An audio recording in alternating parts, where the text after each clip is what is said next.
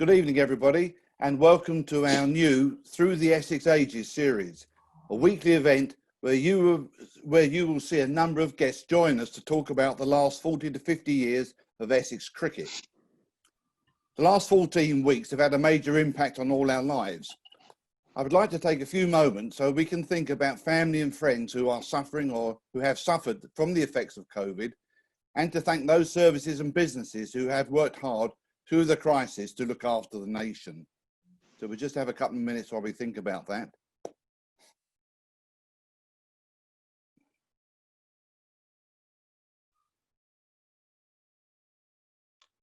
Right, thank you very much. So back to this evening. Firstly, thanks to Cloudfm, who are supporting this series of events. These will take place on Tuesday evenings at 6 o'clock and will take us on a journey through the decades of the club. This evening will focus on 4 memorable years at the club since we gained promotion to Division 1 in 2016. Taking part tonight, we have 2 individuals who really need no further introduction. Our head coach, Anthony McGrath, and the chairman of our cricket advisory group, Ronnie Irani. So on the theme of Through the Ages, well, Ronnie, you've literally been at the club ages. Mags, you came to the club at the start of what has been a hugely successful period. So let's start with the relevant questions as we go through some questions over the years. So how have you found the transition from assistant to head coach, and what kind of things did you learn from your time at Yorkshire and from Chris Silverwood going into the role? Well, first of all, I think that the 4 years I've been down at Essex, this is my 5th season, have been superb, really. I think I've said on record from the day I stepped in the place, it was a very friendly atmosphere. Everyone, got on. That was from office staff to stewards to players to caterers. And I think that's a huge part of the success of the club. But my individual journey, 2 years, as you said, as assistant coach, and then, the club took a leap of faith, really, to give me the head coach's job.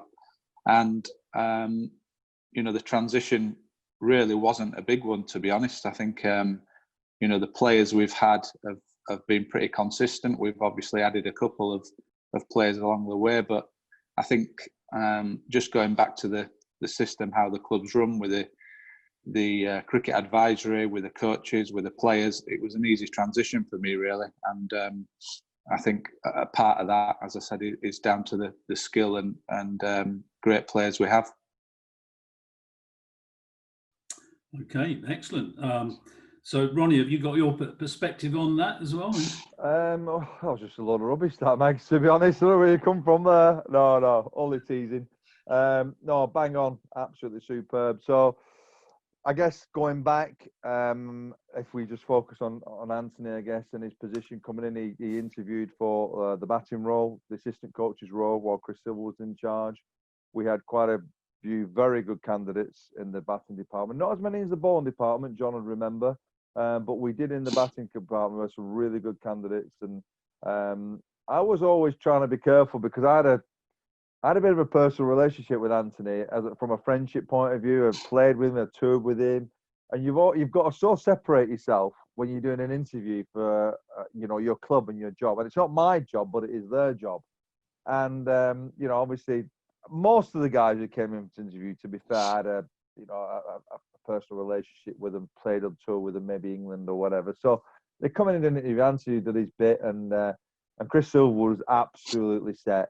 Mags is my like, yeah, great, and I'm knowing he's our man, but I'm then going, yeah, what about him? And how do you think he did? But did he do all right? And I'm throwing it out there, thinking I'm just doing the best I can professionally, even though I know he's so right for us, because I'm trying to separate myself. Like Mike, you would have done in business, you separate yourself from friendship to a professional job.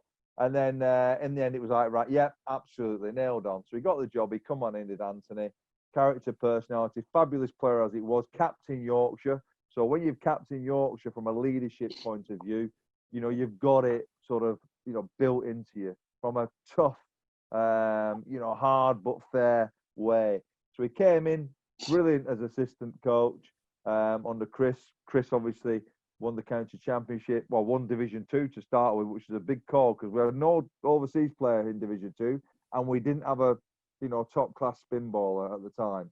So winning Division 2 the way we did was phenomenal. Anthony's assistant coach, and Chris obviously went on as England coach.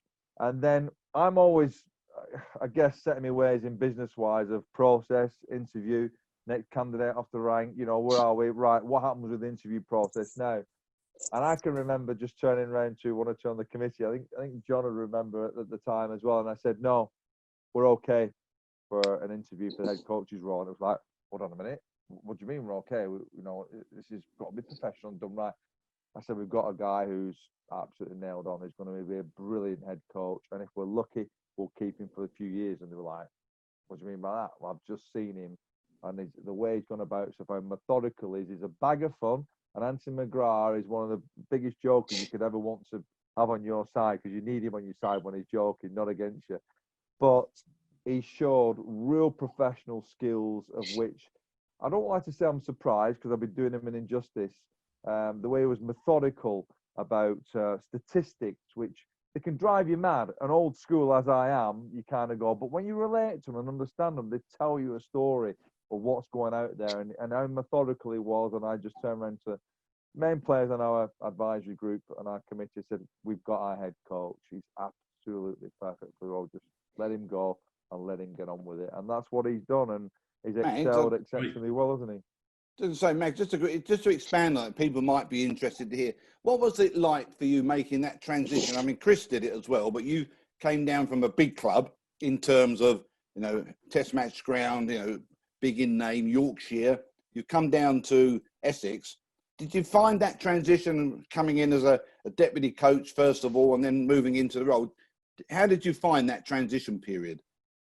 Well, I probably didn't explain it very well in my first answer, but the hardest part was moving away from Yorkshire because I'd been there for 20 years as a professional and probably another 7 or 8 through the junior ranks. I'd only really known one club. So I actually found moving to be assistant harder than the transition into head coach, if that makes sense, because it was a break from the norm. You kind of get, used to routine living there. So moving away from Yorkshire and family was probably the hardest. But as I said, from day one, and it's a bit of a cliche, I knew that the club was going to be for me. I knew a few of the players, and obviously I knew Silvers very well.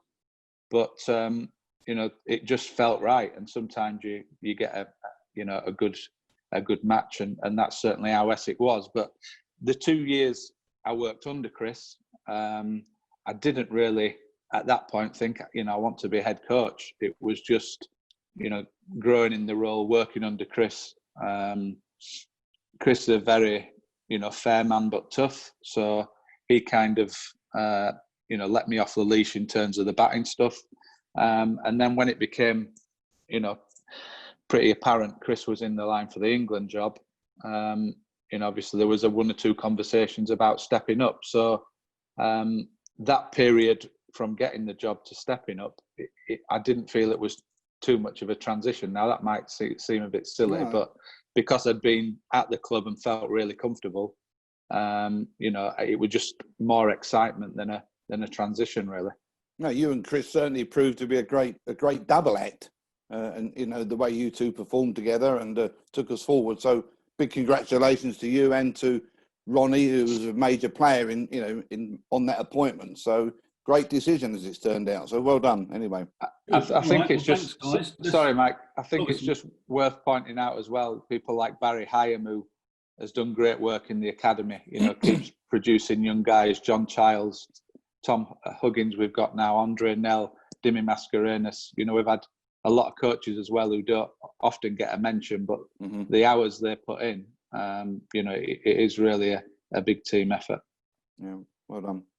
Well done. Great. Okay, thanks for that. I'm sure we could spend any more time on that with the great team that you've got there, Max. But let's move on with. In fact, somebody's just put in a question which is pretty much aligned to what was coming up with one that was asked before. It's all to do with Simon Harmer. So how instrumental do you feel that Simon has been in bringing success to the club? And how did the signing come about? And the question from Martin Figg came in saying, who takes the credit for highlighting Simon Harmer as a worthwhile target? Don't all put your hands up.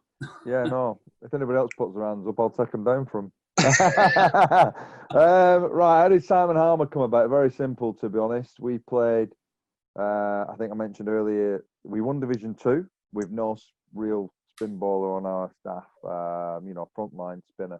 Tom Wesley, I think, was filling in for sure. Dan Lawrence just coming through. So, we didn't have an out-and-out world-class spinner, let's say. And that was highlighted on BBC Radio Essex, the team on that. As I was driving up and down the country in Division 2, we were winning it, and they just banging on about it all the time. We knew what we were short of, but they absolutely, went on and on BBC Radio Essex, which was absolutely pure and right too as well. They were spot on. If we were going to survive or do well in Division 1, we needed a world-class spinner. So after that season, me and Chris Silver were looking up and down the country, nothing in England, nothing nationally that we could get our hands on, or even look to. We had nobody really coming through locally. And then we received the phone call. I did, I think, first maybe, and then Chris Silverwood from Phil Weston, I played England under 19s with. I first played junior cricket with as a 12-year-old. He's an agent now, former Worcestershire and Gloucestershire opening bat. Great lad, fabulous person, and he's an agent, so I trust him massively. He said, listen, there's this guy called Simon Harmer. I said, oh no, he's played a little bit of international, and I had heard of the name but not really seen a lot of him. Cut a long story short, got a load of videos together, X, Y, Z, saw his action, saw the way he bowled. I went, he can definitely play as a local player, as a coal pack. Yep, he can. And I just made sure we went all out to get him. I said, Chris, we're going out. And John will remember, I got a bit of stick from one or two people because we weren't looking for a local player. One or two basically told me that they wouldn't support my decision in signing him, and that it would read down to me, want of a better phrase, to cop it. Well, it isn't down to me now. We're all having a piece of it, aren't we? But that was it. And to be fair to John, as chairman, John, he says, look, Ronnie, I get it. We want to try and obviously sign as many local players as we can, bring our own through and hopefully go on and play for England. Well, I don't understand your logic on this. If you believe he's the right player, he just don't get out there a little bit, did John? You could tell he's worked at forwards. Just don't get out there a bit. He went, as long as you believe it's the right move, he said. And I went, John, telling you now, it's not just the right move, it's the only choice we have, if I'm being honest. And he's world-class, trust me, he's world-class, right, especially county level. And I guess the rest is history. And from that aspect, it's been a team effort, signing him and keeping him. So long may it continue, because he's been a brilliant signing for us. And in cricketing terms, he does a fabulous job, and the rest come out in what they do. So yeah, copped a bit of stick regarding it initially, but it doesn't really matter. That's what it's all about. You just prove people wrong. Identification, and Simon Harmer's been a good asset to us, John. It was an interesting time. You remember it? I do. I remember it well. I wasn't exactly supported on remember on the well. act, but it doesn't really matter whether I got supported or not, or who said what. It's irrelevant. What matters is that we have done exceptionally well, and long may that continue. Yeah, I remember those days well. Yeah. So Max, no comment now, John. John's keeping quiet now. Max, you on this, Max? What's it like having him? I went hard, John. I went hard at him. No, we did the right thing. Sorry, Max, say that again. Yeah, so Max, what's your perspective on it? How great is it having someone like Simon Harmer in your squad? Well, I mean, the wickets he's taken just tells you everything, doesn't it, really? I mean, it doesn't need a rocket science to say he's been sensational. I mean, I think, the first year we had him, a lot of people put his success down to having Neil Wagner and Mohammed Amir as left armers to create a bit of rough. And again, I think Ronnie and Silvers were instrumental in getting two left armers in, which were a great idea to give him some rough. But I think where Simon's proved people even further wrong is when we haven't had a left arm, he's just continued getting wickets without that rough. On most surfaces, not only does he get wickets, but he rarely goes above 3 runs and over. Now, if you've got that in red ball cricket, you can hold in the first innings, attack in the second innings, and then from the other end with the 3 seamers we have, if you look at our stats in terms of bowling people out in 1 or 2 sessions, it's absolutely incredible in the last 4 years. And to have an asset like Simon Harmer, really is, the signing is probably one of the best signings in county cricket in God knows how long. So he's a very good slip fielder as well, and he's chipped in with some vital runs, and not everyone will remember finals day. Oh. Yes, people are calling it Simon Harmer Day now with his batting and bowling and the way he captained. So we are very lucky to have him, but also I think he will say himself he's lucky to be at a club like Essex because he's been looked after. We've kind of built the team around him with the pitches we play on. He's a good guy off the field as well. He's obviously in leadership now, so to have someone like him, and it's sometimes difficult to keep speaking about him because other players put in brilliant performances as well. But there's no doubt, going back to the first point, the wickets he's got and the impact he's got, it has just been absolutely incredible. I'll tell you, I forgot to mention, I did ring. So, listen, I'd have seen Simon Harmer loads. No, I hadn't. But I did ring up, believe it or not, Andre Nell. I rang Andre Nell up, and I said he was not working with us at that time. I mean, it was a couple of years off before he joined us. And I said, Andre, what's this Simon Harmer like? And he just went, if you can get him, sign him. He will win you games of cricket. That's all he said, and that was it. And I said, how's your family? Everybody all right? Yeah, good. Anyway, thanks for that. That'll do me. But he did. He went, just sign him. He's a brilliant cricketer. Proper baller. He can bat. And as Mike said, catching the slips as well. So you don't underestimate that. I mean, our slip cordon, when Jamie Porter and all these guys are working the socks off and that half a chance comes and those guys take it, it's a big, big push for us. And, top cricketer. And from that aspect, we just got to keep building and make sure we find the next Simon Harmer. Hopefully it'll be locally by the time Simon's finished with us and he retires or whatever, however he goes the next. Hopefully he's got plenty of years. Spin bowlers tend to go a long, long time late into the late 30s. So hopefully Simon will be able to do that and stay fit and well. I'm sure he will. But in the meantime, we've also got to be on the lookout for the next one. And obviously next year Simon will be regarded as a second overseas player, won't he? He won't be a cold pack. So again, we can relook at that and just see how we're all shaping up. But yeah, he's a fine asset to have. Absolute fine asset. And we're fortunate we can have 2 overseas next year. So that's him and Siddle. Yeah. Him and Siddle, yeah. Okay, right, let's move on. Mags, you actually led it quite well into the next question, actually, which is mentioned finals day. So we're moving up now through the years. So obviously there's quite a lot of questions about last season. So how did you motivate the players from winning the Vitality Blast to then having to mentally prepare for the trip to Taunton? There was no motivation needed. I mean, everyone was on a high after winning T20 and we knew going down to Taunton. I think just taking it back just before finals day, we're going into the last week of the season and you've got two games at finals day potentially and a game at Taunton. You can win 2 trophies or maybe one or even none. So there's a lot of pressure on. And I think from late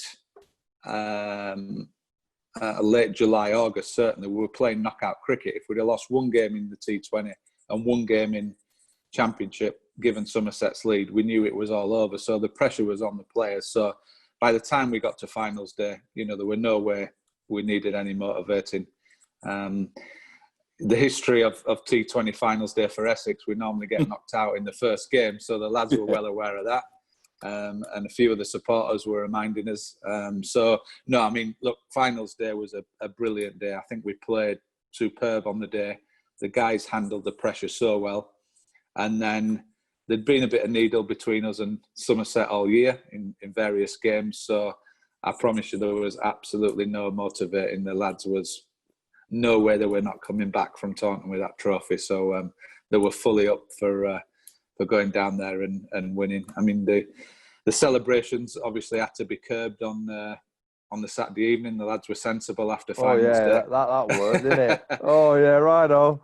You got the chairman here. And myself, we were in the bar with you. Mags, I can tell you the chairman wasn't quite as comfortable as the rest of the team during those 4 days in Taunton. I can tell you that. No, well, it was a nervous day, a nervous 4 days. I think given the weather forecast that, I mean, Ronnie will tell you, when you sat around, especially when it's the last game and you need a draw, and then it stops raining, then it starts, and then obviously they're wanting to play. They're putting pressures on the umpires. I think the whole of Taunton were out there with towels trying to dry it up. The wicket, I won't say too much on it, but it wasn't great. We had to win the toss, which we didn't. But yeah, the right result in the end, because I think, you know, apart from the first game at Hampshire, I honestly believe we were the best team in the division through last season. And, you know, it's unlucky for Somerset because I know they've never won it. They had a 50-point lead at one point, so they'll point to certain parts of the season. But I don't think after 14 games, the table doesn't lie. It's an old cliche, but the best team, you know, normally win the division. And I honestly believe we deserve to win it. When we beat Surrey at Chelmsford, I was in having a meeting with Mags, and I said, "Oh, we're going to do the double A." And I just said, "Keep the door shut, but don't tell anybody." So don't tell anybody, but we're going to do the double A. Trust me. After this game, after what I've just seen out there when we beat Surrey, I said, "That's it." And Mike just went, "I hope so." You keep your head down. You don't mess with the game, Mags, do you? You know what I mean? Well, I can now because I don't play, and I'm like, I'm not, you know, I don't, you know, it's not my professional job. I'm involved with Essex because I love it, and I said, and we went on, and yeah, fantastic. Well, you've just Max, why don't you just tell John, the people? 1 second, John, hang on 1 second. Sorry, just because between you just answered, I just want to remember that Lorna Piper has put a question up there saying at one point last season Somerset were 50 points ahead. Can you pinpoint the game where you believed we could be champions again? Well, Ronnie, you've just asked that. Max, I can't remember how many games it was, Max. So we beat. Did we have two? That or was three that was the penultimate one, sorry. Was it? The I big thought before that. No, the big period for me was we had Yorkshire, Hampshire, and Somerset all in a row at home. Yeah, and I think that's when Somerset were 50 clear, and sat down with the coaches, and I think Tendo's captain, and we said we have to win 2 out of these 3 games, if not all 3. And I think if we do that and beat Somerset, because Somerset hasn't lost at that point, I think they could potentially just take the pressure a little bit. So I think they were the 3 games. We beat Yorkshire, we beat Hampshire in 2 days, and then we beat Somerset. Yeah. Even though it was a tightish game, we beat them pretty comfortably in the end. And I think that was, for me, the turning point when we beat them, because they were flying at that point. You could see when they turned up at Chelmsford, and I normally stay and watch the opposition train, and that's allowed in cricket before anyone says about Spygate, but I normally stay and watch the opposition train for an hour, and you could see how confident Somerset were, and fair enough, because they've been playing really well. But I think that's the game after we beat Somerset at home, I think, for me, Mike. Okay, good. All right, well, look, we've got an awful lot of questions coming in along the way, as well as quite a lot to go through, but just a quick one, which I think our technical team in the background are going to do a poll on the audience as well, which is basically, which trophy do you take most pride in winning? So, guys, you can answer that one, and at the same time, hopefully our technical team will put a poll up to our members to see what they think.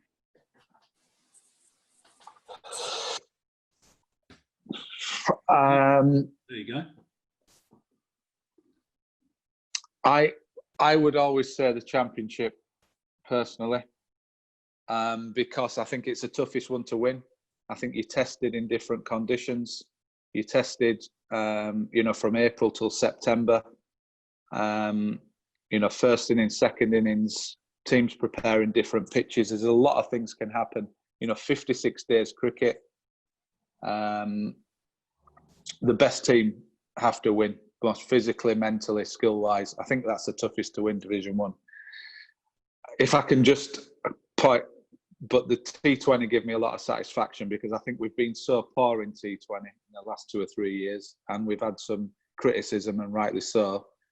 I was so pleased for the players, because I know, and Ronnie and John know this too, that I think we've underperformed in the T20 blast, certainly since I've been at the club. So that did give us a lot of satisfaction on finals day. So I've probably sat on the fence there, but the toughest to win is the championship. But I think last year the T20 blast gave me a lot of satisfaction. Ronnie, what about you? I know you were pretty ecstatic up at Edgbaston on finals day. Yeah, but yeah, I agree with Anthony. When it comes to it, the the county championship is your bread and butter. That is what you set out to be when it comes to cricket. It tests you in all areas, mentally, physically. It really does push you to the limits. And in the county championship, the best team always wins. End of. In Test cricket, the best team always wins. The longer the format, the best team always comes up. In the T20, there's some fabulous cricketers, but trust me, it is a lottery. We won it last year. Were we the best team? Well, of course we were. Our name's on the trophy. But were we the best team? There is another 17 teams out there that are the best teams. They really are. Our name is on the trophy, but T20 cricket, yeah, you've got certain skills, you've got certain people that add to, the opportunity to win. But for me, it can be it really can be a lottery. But we'll take the trophy as it is. And like Anthony said, we have worked our socks off over the years, and the members might think we've only focused on 4-day cricket. Well, I'd like to hide behind that, to be honest, but it isn't true. We've worked our socks off on T20 and on 1-day stuff as well. But you are remembered, aren't you, for winning championships? That's how That's how the clubs. People remember the great days of Surrey and Yorkshire. You get remembered when you win championships. There is, John, but I think also as well, it's not to knock winning major titles. I think those Lords finals days, those Benson Edges they're great days. those NatWest days, and winning the trophy at Lords and aloft. They were really, really special. Like one-off days at Lords. Yeah. And Essex, triumphs in many of them over the years, and I've been lucky to do that. But when you win overall, not a knocker, a league, like when we had the Pro 40 League, to win the league like that, Anthony would have been involved in many teams. And when it's a league system, just a little bit more on it, pressure-wise, than one-off games, I guess. So, yeah, county championship, definitely, and the others are major titles. I mean, you set out to try and win one major title each season. Yeah, you'd prefer the county championship, but end of the day, if you can win one major league title, then you've had a very, very successful year. That's also competing and doing your best in all formats. But to nail one major title in a season is phenomenal for any county to get to. Wow. That's right. Push Anthony for the treble next time. That's all. Right. Okay. Let's move it on. Just a question came in about. There's another one on Simon Harmer. Actually, is Simon Harmer intending to try and qualify for England, guys? Don't think he can he, Anthony? I don't know what I don't believe so. Yeah, I mean, obviously it's changing all the time, and we don't know what's. Yeah, but I think with his visa situation as it stands, I don't think he'd qualify to play. I don't know if any of the other guys know anymore, but hence why he'd have to be in overseas next year. That's what difficult. I think. It will be difficult for him. Yeah. So, right. So I don't think we need to worry about losing him to England just at the moment. No, he's done well coming over. I'm sure for him in the sense of he's an international cricketer. He's a world-class cricketer. Oh, he is. He should be playing international cricket. End of. That's like not even a consideration. But you know what?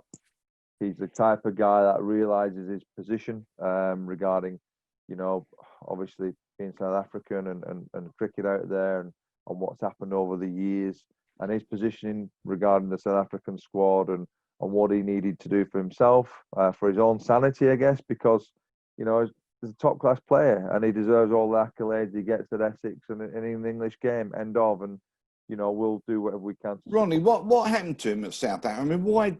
He played a couple of games, didn't he, for South Africa? So what went wrong? I mean, he's such a great cricketer. What do you know, Max or Ronnie? I've never really asked him one-to-one. I mean, you obviously you have to be careful in a sense. You think there's something going on behind the scenes that maybe he wasn't in favour with the management at the time, which is again, it happens in business, it happens in sport. Some people favour one against the other. There could be certain deep reasons for that, which only Simon himself would know. And from that aspect, it's a shame because he is good enough to play in South Africa. I know South Africa have got a decent squad of bowlers when it comes to it, but for me, Simon Harmer, if I was in charge of an international side and he was available to play for me, he'd do the first on the team sheet, and then you build your team around it like Mags does.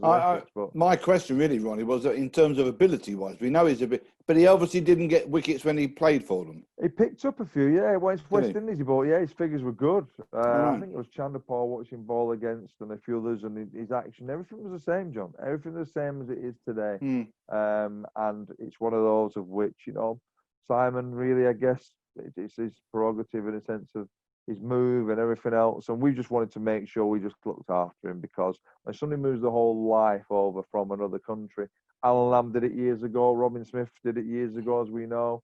But when someone does that, it's a huge wrench. It's a massive decision.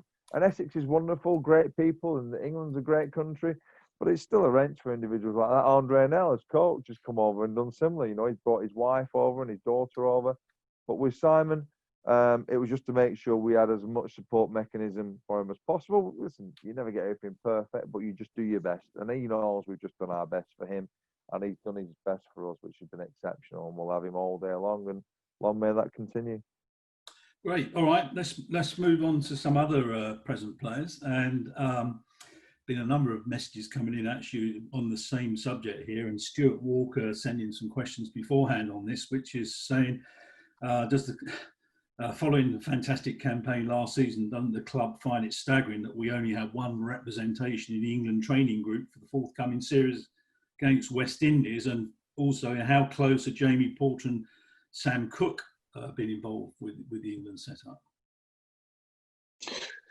Yeah, to only have Dan in there is disappointing for the guys. I think Jamie's been very close the last few years, and he can count himself in particular very unlucky, particularly in English conditions. I think if you look back over the last 4 years, I think he's one of the leading wicket takers out of the seam bowlers.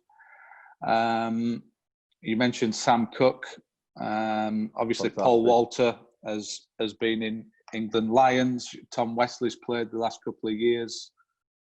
We've had a certain Alistair Cook who's obviously retired, who's been in England for a while. But for some reason, yeah, we've not really had the guys being picked up. I think Jamie and Sam are probably the two who I would put in that category to be in there.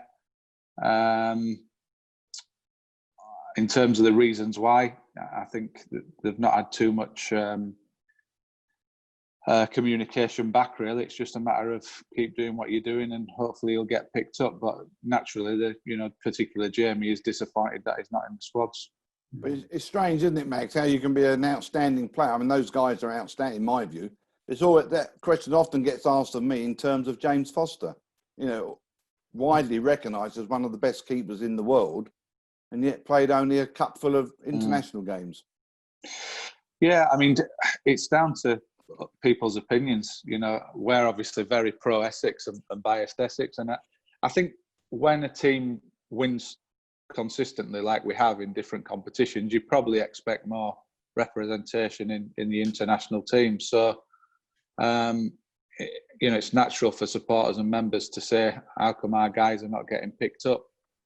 Again, it's not a question for us really, it's a question of the England selectors, why they're not picking these guys up. I mean, with young guys coming through as well, and I think we've got 5 or 6 who can go on and play for England, I really do. So I'm hoping that they won't be too far off. I mean, it's not a great answer, but they've just got to keep banging on the door with wickets and runs. I mean, Ronnie will tell you from his days of playing, constantly churning out runs and wickets as he did, and you wanting more opportunities. But it is down to someone else's opinion, unfortunately, and you can't really change that.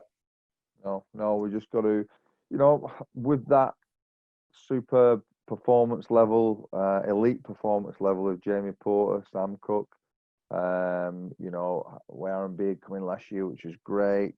We've got some real good young fast bowlers coming through the ranks.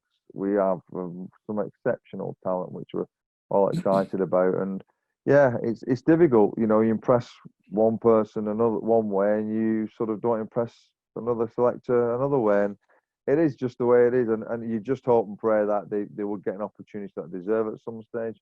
But if they don't, we want to make sure that they have a fantastic career performing with Essex, earning as much money as we can afford, so that they try and set themselves up for after the game, But with that, if we're successful and they'll win trophies, they'll have a good start for the stepping stone for the rest of their life once they finish that game. Because that time does come, as me and Anthony very well know.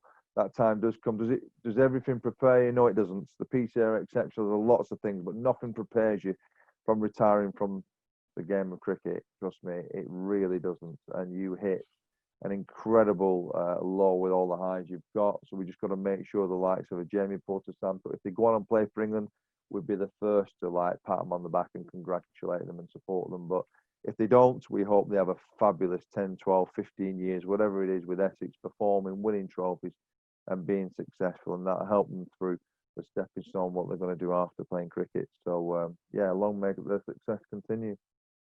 Great. All right. Thanks, guys. Moving on. Next question's about Tom Wesley. What will Tom Wesley bring to the club as captain? And do you see it being difficult for him to follow in Nintendo's steps after all the success that he's had? Well, I think Tom's at the right age now. I think he's played international cricket, as I said before. He's one of the leaders in the dressing room. And I think for the stage of his career, I think it's a good challenge for him. I really do. He naturally wants to score more runs, as all the batters do. And I don't think the extra burden of captain will hamper that. Following Tendo is going to be tough after Tendo's record. But I think, I mentioned earlier about the togetherness of the club. The team are very close. And, we had 2 captains last year, which sometimes can be tough. But Tom and Ryan get on really well, as do Tom and Simon. So I think he's got the respect of the players, which is important. The big thing for him, and we've spoken about this together, that he's just got to keep his performance levels high. If he's scoring runs, he'll lead from the front that way. And I think then captaincy becomes easier if you're performing well.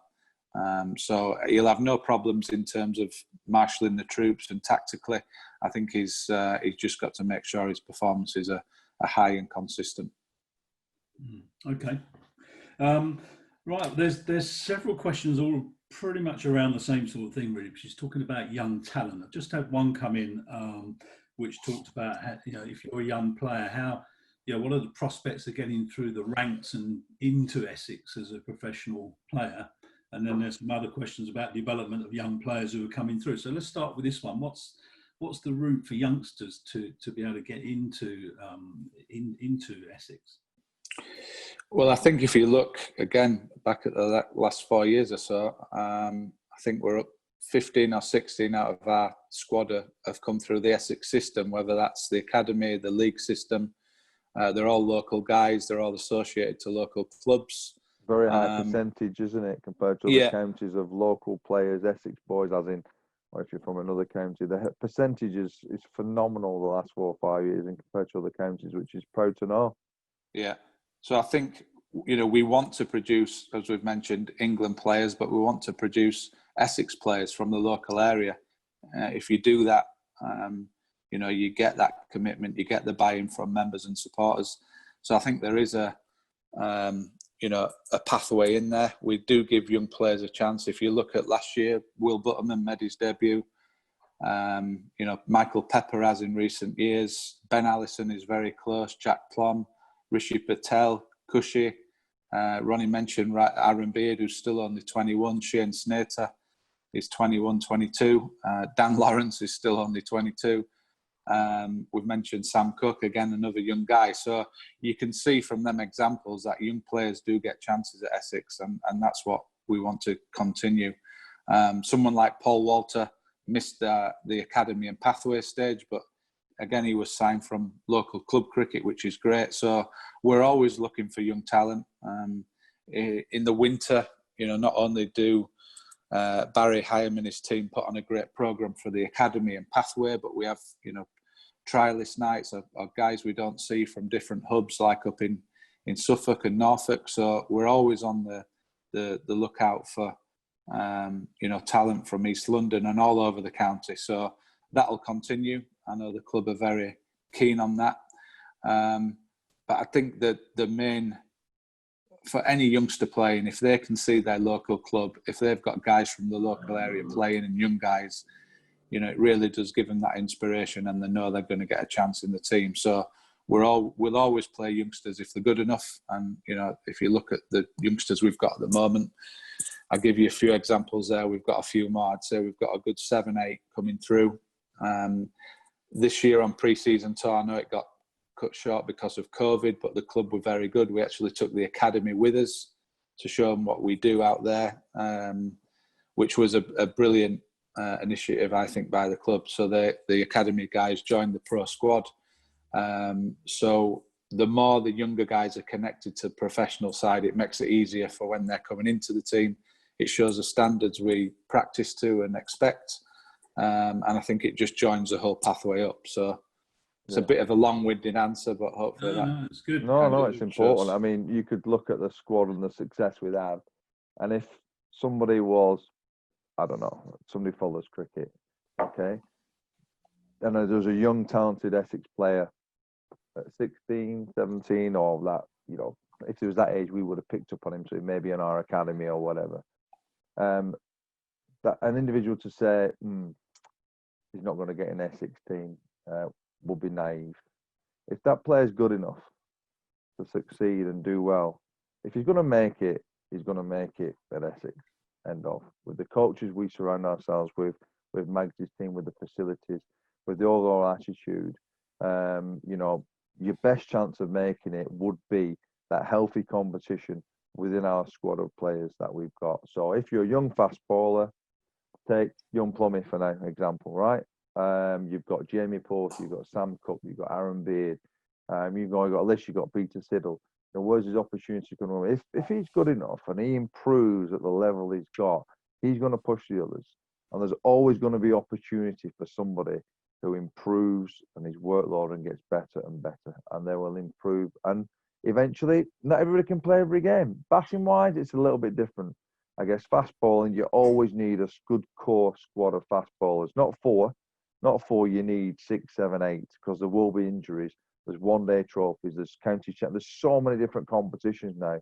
As a bowler, if there's an opportunity you get, the plenty just keep coming, because from the aspect of selection and where you're at, bowlers can't keep playing every single game. I mean, one about the bowlers having breaks at the moment, Mags, if we start in August, because it's all going to be rammed in. Because we know bowlers breaks down. We're already planning on how we're going to look at possibly resting. Hold on a minute, we're playing for 2 months. We talk about resting players. Well, if you don't, they will break down. And you've got to find that real balance of, all right, in football, in terms of, say, rotation, Mags, don't they? And you only generally rotate people. You're trying to guess ahead of them maybe breaking down, aren't you? Because if someone's performing, doing well, you don't want them to stop, do you? No. You want to keep them going. Right. Okay. Good. Got a few more questions to go through. I'm trying to mix in some that are coming in relevant to the ones that we've had asked before. Mike Stringer's already asked a couple of questions here, but I've got a couple of interesting ones from him. So it may be obvious, but I mean, what do players and managers do when rain or other bad weather interrupts? I mean, Ronnie, I know we'll find you in hospitality, but Mags, what do you do? Well, going back to my playing days, it used to be cards all the time because there were no mobile phones or technology. But the guys now are either watching a bit of Sky Sports in the dressing room, or they're on the mobiles. Or every time there was a bit of rain, Mags used to sort of check out the local estate agents, and we're like, "What's Mags doing? Well, it's raining. Why is he checking out the local estate agents? Well, he was weighing up how much he was going to take us off money-wise at cards." And what he was going to invest. He's got 25 houses. We call him the Robbie Fowler of cricket. So no, I think that players-wise, Mike, I think they're on the phones nowadays with all the the different platforms. Coaches-wise, if there's indoor school, there's a bit of throwing going on or a bit of practicing. Some of the lads always want to hit. Nothing too exciting, really. Not quite the long rain breaks like we used to have. No. With the covers and the facilities. The drainage is a big one. Unbelievable, isn't it? I mean, back in the day, I mean, if it rained heavily, you could be off for 1 or 2 days. Now, golf clubs are back at Car, weren't they? So I'm just going to take my golf clubs up to Lancashire, because you're always guaranteed rain there. I mean, Lords in particular, it can bounce down there, and then if you have an hour, you're back on. So, like Ronnie said, there's not the great deal of time as there were. So, yeah, I mean, practicing. I mean, analysis now is a big thing. Ronnie touched on it earlier. Some of the guys, watch a bit of the play if there've been some that day, or past innings or spells. Andre or Tom will be working with the batters or bowlers on that or something, just really to pass the time till we start again. Tell you what is interesting now, we're talking about going back in the day and the games, and not just to sort of beef Mags up in any way and the coaching staff, but the hours coaches put in now, Mags, don't they? I mean, I'm not saying, not just you, but I'm saying the coaches nowadays, did they have it easy-ish? The hours, it's mad, innit? It is like, there's your normal shift, overtime, and the night shift as well, isn't there? It's just ridiculous. Yeah. The hours the coaches do, just to let our chairman know he's getting his pound of flesh out of you. It's mad. The hours the coaches put in now, seriously, it's like, whoa. I mean, before it was coaching sessions, have a net, have a practice, the one-on-ones, and then the analysis one-on-one, and then the one-to-one coaching, and then the group coaching, and then the support mechanism with psychology, and then your strength and conditioning guy, Magswell, how's he doing on strength and conditioning? Or it goes to the bowling coach, or Andre, how's he doing? And as head coach, you are covering so many bases. It's incredible. So yeah, no, it's a change, and the game's evolving all the time. It really is, and you have to be ahead of the game. And if you're not ahead of the mark, then you'll get found out very, very quickly. Right. Here's a question I think all of you could give an opinion on. How do other counties regard Essex? In what aspect? Well, I'm going to start with John on this, because I know Okay. John travels around the country and gets people's opinions on Essex. It's a bit flat. Say a bit flat, John. No, I mean, actually, they are always amazed at what we're able to do. They're impressed, I have to say. They are, because the standard line with one or two of them is always like, whatever it is you're smoking down in Essex, we'd like a puff of it up here, because you kind of do the things that shouldn't be happening. I mean, you're able to, you always get results. And I think they do find that they recognise Essex as a very top performing professional outfit, but we never give up. I think one of the great things I've found, and I've watched a lot of Essex cricket, is that we never ever you never see the Essex heads drop. And that's always impressed me. And other people have commented on that Essex never look a beaten side. Even when we're not even perhaps playing as well as we know we can do, they never look a beaten side. And that's a good testament to, to the way the club, or the way the coaching side and the players, the way they perform and the way they handle themselves. But yeah, I mean, I've yet to find a chairman who is not impressed about Essex. They're always very wary when they're playing us. That they find it, certainly coming to Chelmsford, they find, certainly we all know it can be intimidating. But know that we're held in high regard, and that comes out not only as the club, but as the way the club is run. The whole thing about Essex is well recognised on the circuit, and we get favourable reports wherever we travel to. They enjoy us playing there. So, Ronnie, your perspective on that? Essex, it's a cricketing county. If you look at, I guess, what top national teams are in Essex in sporting terms, naturally in and around Essex, we've got plenty, but, formidable actually in the county itself, who are national champions, and the success and the trophies that they've won. Essex is a cricketing county. We've got bat makers in Essex, local. The best willow in the world for cricket bats is grown in Essex. Likes of Wrights, and then local bat makers like Warsop Stebbing, and cricket is fundamental to the DNA of anybody who's from Essex. Now, whether you are interested in it or not, doesn't matter. It's there. It's on your doorstep. And me coming from Lancashire, I always knew that. I always knew I was wary of Essex being a great cricketing county. I didn't care that it wouldn't have had a test ground and all that sort of stuff. That doesn't come into consideration when you talk about Essex. Or is it a test ground? Is it a whole international cricket? Do England play there? It's totally irrelevant. As a young man wanting to go out and be a professional cricketer, all you care about is getting a county contract. And then after that, if you go on and play for England like me and Anthony were fortunate to do, it's a great bonus. And the guys have got an international career. It's amazing when they come back to their club, they almost feel and look lost, which is a shame, to be fair, because some of them lose their identity a little bit because they've been international stars, which is great and financially fantastic.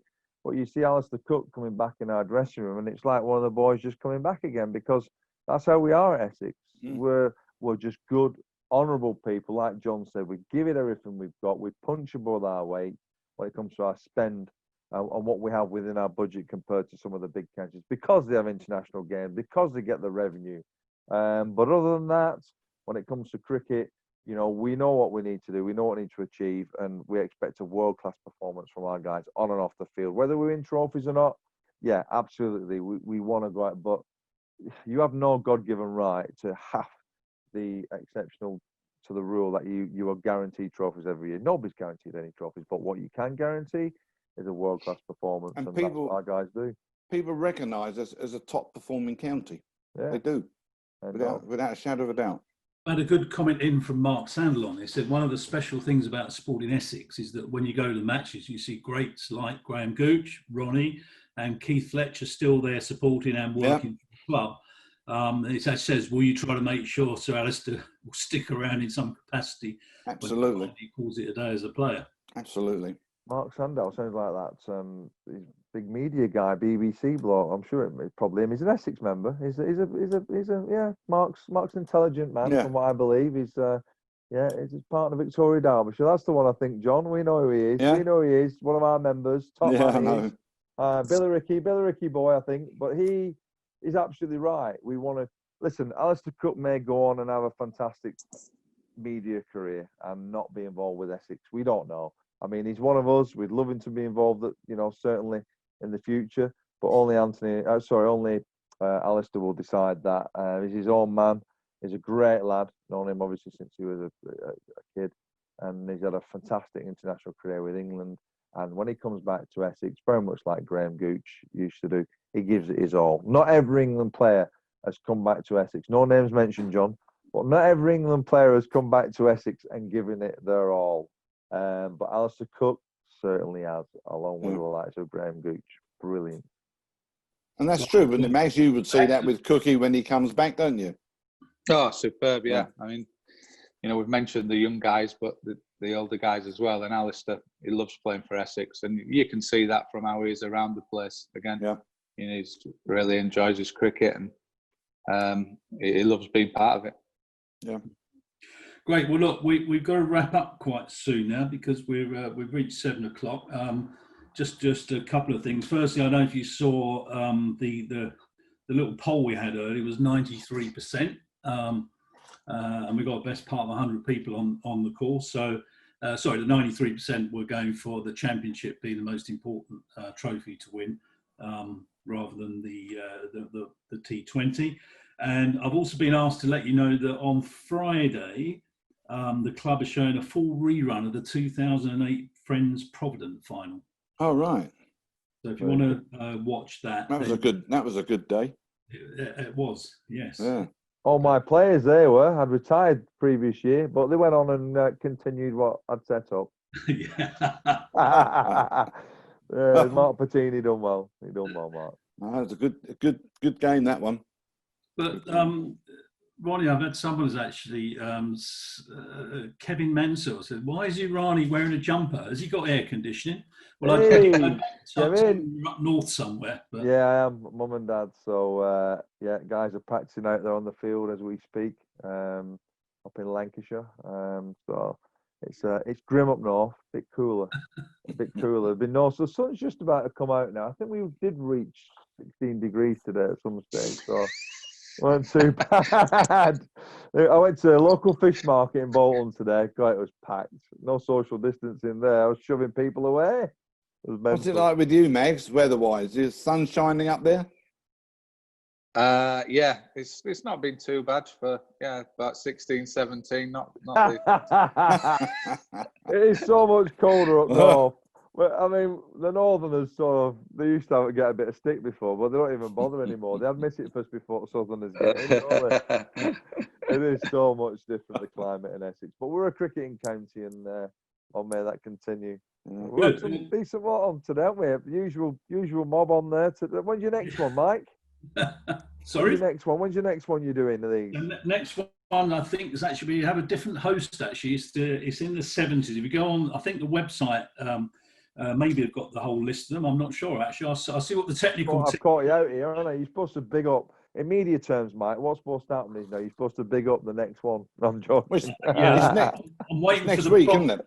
Ronnie, Paul Hiscock. Feed. You're waiting for your contract, aren't you? Yeah. But Paul Hiscock, is he? Paul Hiscock's on, is he? Oh, brilliant. He's doing. I think he's doing next week's, isn't he, Mike? Brilliant.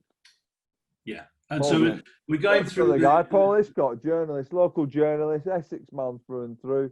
He used to bring his boy to the games when he was, a journalist, going around the country, and all the guys there. Like I say, like our local media guys, all the way through, you can name them and go through it all. BBC Radio Essex, and the odd sportsman's going to be not liking the odd word when they fail, when they've not done very well.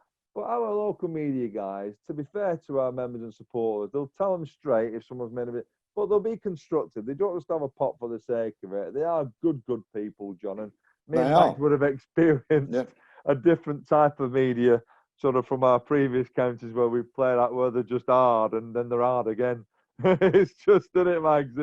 It's different. The members and supporters are wonderful at Yorkshire and Lancashire. There's no doubt about it, but they're just different. Yeah, they're different. Essex. We're a great club. We're a great club. The members and supporters, they just clap a good shot and they clap a brilliant bit of cricket, and they don't want to lose. They hate losing, but you know what? If they think the players are giving it everything, they understand it. They get it, John. It's amazing. Yeah. That's where Essex members. They're wonderful. Great people. The winners, they're tough, but they are absolutely fair. And we're actually going to win more yet as well. Yeah.